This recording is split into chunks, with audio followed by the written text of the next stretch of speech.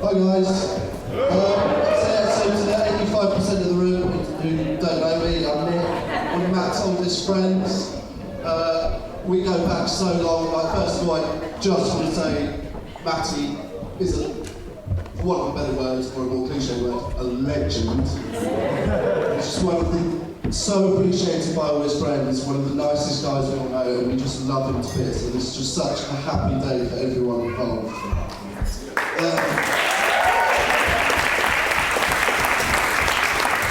So going back a ways,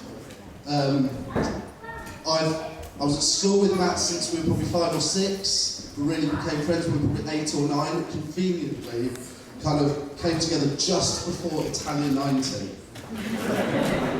And that was just perfect fuel. Matt taught me all about the fact Italy were favourites for Italian 90, got me into it, and the rest is kind of history. Mutual love of sport, love of sports simulations, doing absolutely nothing.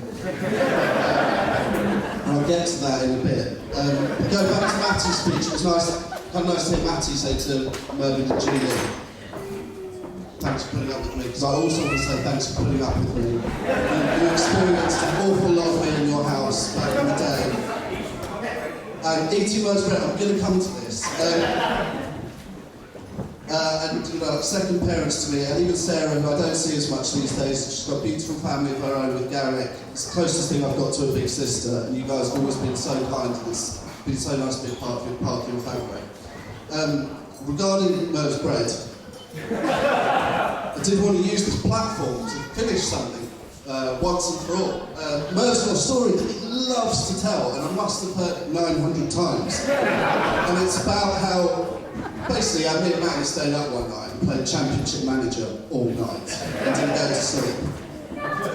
So while everybody who is relevant to Matty here in the room at the same time just wants to tell the story, me and Matty stayed up all night and played Championship Manager. So Merv, you never have to tell it again, it's done. But I also want to say, it wasn't just that night, we did it loads of times. I've probably done it a couple of times this year as well. But I will buy you a loaf of bread. I will finish you a loaf. As I said, a kind of mutual love of, I suppose, obsession with sport really brought us together. And I suppose just being pals and just knowing Matty's a really good bloke. And over the years, we've met loads of good friends. We've got a close-knit group of friends who have been around for 20 years, and then someone like Adam comes into our life further down the line, also a complete sports obsessive, and just ties it all together. But things have gone through with Matty over the years. I lived with Matt for a year with Dan. That was brilliant. It was one of the most slovenly houses in Chiswick you could ever wish to visit. It was absolutely sensational. I've shuffled my cards the wrong way.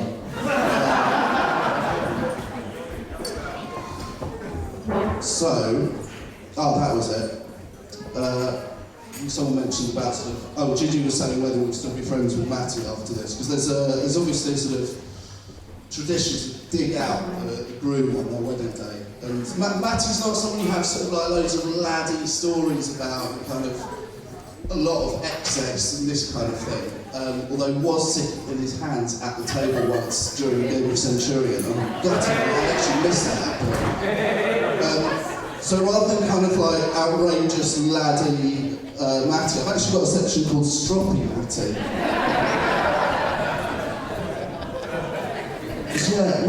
Matt loved a little strop in the day. It was great. I've got a little list. I've got the Lord's strop, the Villa strop, the Entrecasteaux strop, the Charity Shield strop. So I'll start at the end. I mean, marrying into a Chelsea family, it's a very small one, but I think it was the late 90s. Chelsea won the Charity Shield, and Matty was so fucked off about it, they didn't come and play football like the rest of us.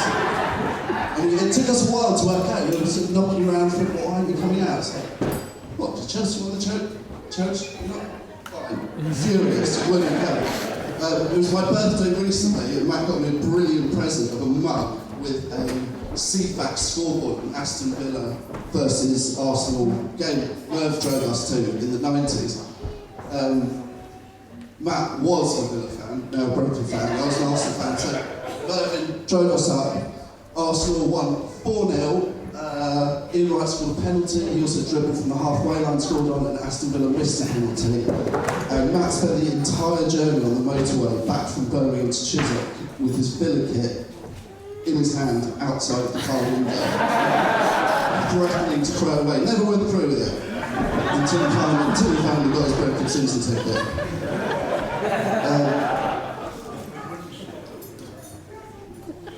The Lord's Drop was sensational. We're big cricket fans. Me and Tim, my brother, who also signed Matt's one of his oldest and dearest friends, loved our cricket. We had Middlesex membership and we'd go and watch championship games up at Lord's. And Matt had gone through a little phase where he did like a surname, Jude, which we weren't quite aware of. And you're probably 12, 13, you're in that sort of age where you start getting called by a surname at secondary school. So Matt had become Jude to a lot of people, and he started explaining it. He was quite put out by this constant reference to him as Jude.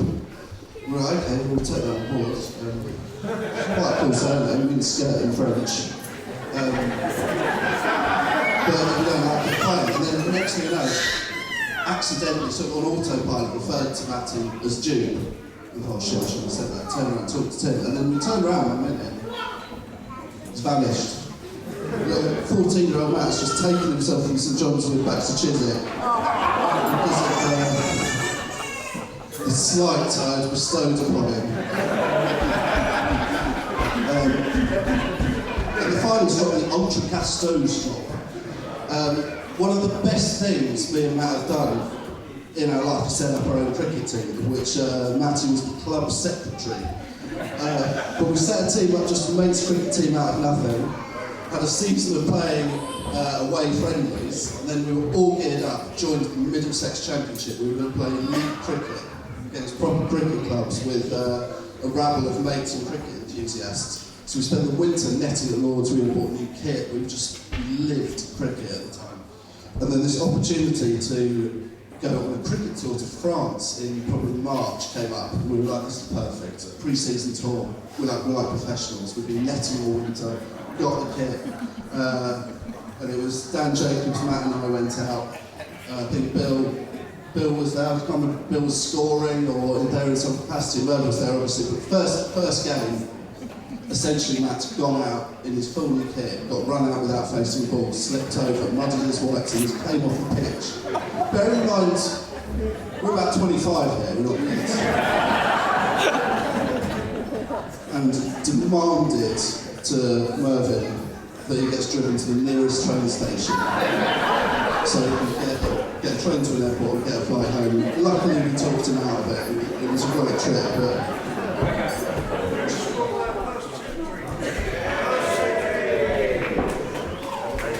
pretty much my last as well, unfortunately. But then this sort of ties in with, I don't know if it ties in with some reason. Matt just said Leo calms him down when he's furious, so maybe you absorb stropping Matty for the rest of us. But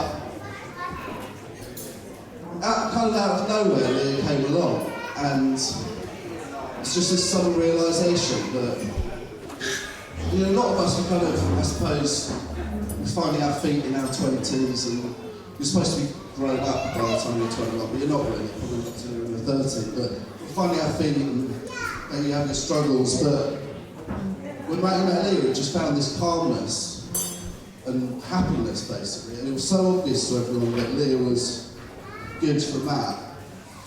And I've rarely seen such a sort of unanimous approval rating of what colloquially would be known as a GPC Julie, but that's so.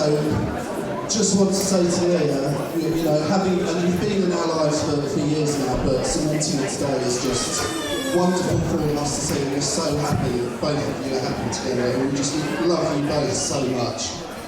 And it's obviously an absolute privilege to be standing up here on behalf of Matt. So to you both, your friends and family love you so much. We're delighted. Today we're just ecstatic, and it's one of the best days ever. Yeah.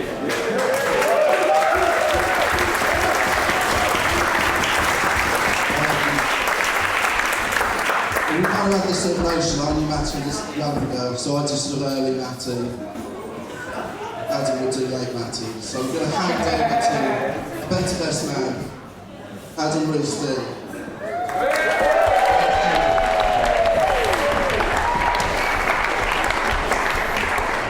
Thank you very much, Steve. I'd like to echo what everybody said. Leah, you look so beautiful today. You really do. Everything has been planned to the most meticulous detail, including our little goodies. Thank you so much. It's such a pleasure to be here and standing up on behalf of Matty, but he might not like me that much by the time I finish today. But I must say, Matty does look quite hot himself today, doesn't he?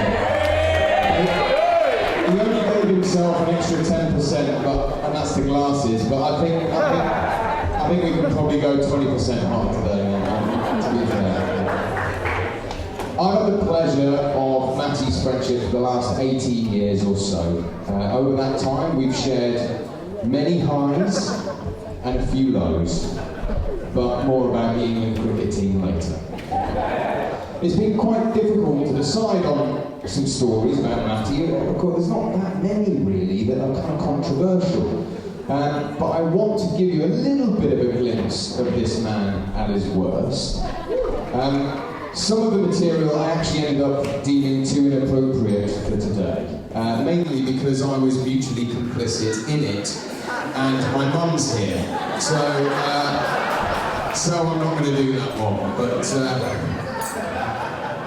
actually, I was going to put it to the vote, but I think I'll have for that one. So, what can I say about Matthew Richard Dupe? Matty. Badger. Goop. Dupe. Duke. Dupester. Jukebox. Matty Hullen, Cup goal scorer. PK Fernandez. Iron Lung. Rocco. Mart, and how I know you best, Penis Nose. Penis Nose really love Test match cricket, and I appreciate that many of you here won't, but please allow me to compare him to the worst aspects of his beloved Test match cricket. Firstly, pace of play. Oh my God, this man has the slowest over rate in history, and I'm not talking about cricket. Matty on the phone, to start with. I'm sure some of you will have spoken to Matty on the phone, and you will all understand the absolutely excruciating process. It's actually a treat if you get through to his very upbeat answer machine. Hello, you're through to Matt Duke. Sorry I can't take your call, but if you leave a message after the beep, I'll call you back. However, if he answers... Hello? Hi Matty, you alright? Yeah, good, you? Yeah, no, I just wondered if you fancied a drink later. Yeah... Could do. Oh, I mean, only if you fancy. I was just around tonight, that was all. Yeah, no, I'm well up for it. I've just got some things I've got to do, so... I might not. Oh, right. You know, what have you got to do? Yeah, I need to put a wash on and tidy a bit. And Charlie was up in the night, so I'm pretty tired. Oh, right, okay, so that's a no then. Yeah, I'm well keen, but yeah, I probably won't tonight. Like, probably won't. Oh, right, okay, like probably or definitely? Right. I have got other mates, so...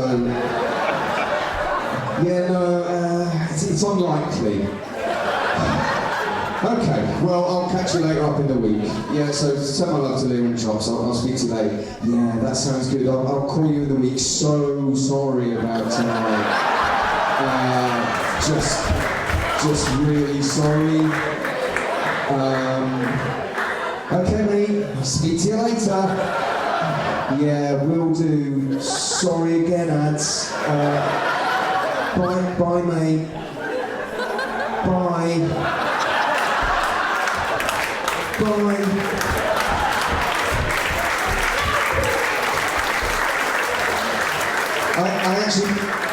I remember a very early conversation with Leah where she had a very similar conversation with Matty on the phone. We were both wetting ourselves about it. I said, so what did you do when he said that to you? She said, oh, well, I just let myself into his flat. I did his ironing, I tidied. In half the time it would have taken him to do it, and then made him take me out for dinner. Class act. What a class act, and I've loved her from that moment on. To be honest with you, it would be very easy for me to stay on pace and play for the rest of this speech. He's always late. He is so slow. Ponderous about the most simplest of tasks. He's never bought the first round in a pub because he's never been the first to arrive at the pub. And he's greeted me with an apology more often than a hello. Anyway, so moving on, the second worst aspect of Test match cricket and Matty is corruption or spot fixing. Basically, and I know this is an odd time for an intervention, Matty has a gambling problem. He loves a flutter, be it on football accumulators, finishing doubles at the darts, highest 180s. He's even been known to like a little bit of bingo on occasion. This problem, however, is totally offset by his tightness with money. I remember speaking to him on the phone, which, as I say, is an ordeal in itself. And he said to me, "Ads, I've got a big bet on." It's like, "Oh, have you? All right." "Yeah, just really fancied it this weekend." I said, "All right, what do you want?" It's a 5-way accumulator. Man United, Liverpool, Chelsea, Spurs to win at home, which all came in. I was like, "Oh, all right, nice one. What's the 5th?" "Yeah, well, that's why I'm ringing. Sorry, Ads, but I need Everton to beat Newcastle today." So, "Oh, okay, well, if the Geordies don't get a point, we're probably going to get relegated." "Yeah, I know, but I don't think you're going to. So, I just was phoning up to apologise, really." So, "Oh, well, fair enough, you know, you pick what you pick, and you got a big bet on it, so what you got on it?" £2. £2. Because yeah, I stand to win £6.90. I said, "I hope you lose £2. And I hung up. I mean, I didn't want to go through the whole goodbye ordeal again. It does sum up Matty though that he rang to apologise that he wanted the Geordies to lose. He's always polite and charming. When we first started seeing Leah, he asked her to rub his jacket. He said, "Can you feel that?" She goes, "What?" "Boyfriend material." And I believe shortly after proposing, he did the same, but this time his charming answer, husband material. Anyway, that's the spot fixing covered. P.S. I'm also very pleased that you've lost £1 on Newcastle to be bottom at Christmas. So the politeness and the charm leads me on tenuously to my final Matty cricket analogy and the third worst aspect of them both. Sledging / inappropriate comments. Now, a lot of these have been discarded because my mother's in the audience, but I had to get one in. So it's England versus Australia, it's the World Cup group, it was this year, it's 8 o'clock, it's Hammersmith. Matty and I, we're there, Matty was actually on time, which was incredible, so it was going to be a good day. We were both tired, very sleepy, you know, that kind of, "Oh, yeah, all right, mate, all right, yeah. And we grabbed a sandwich and we were walking to get on the train.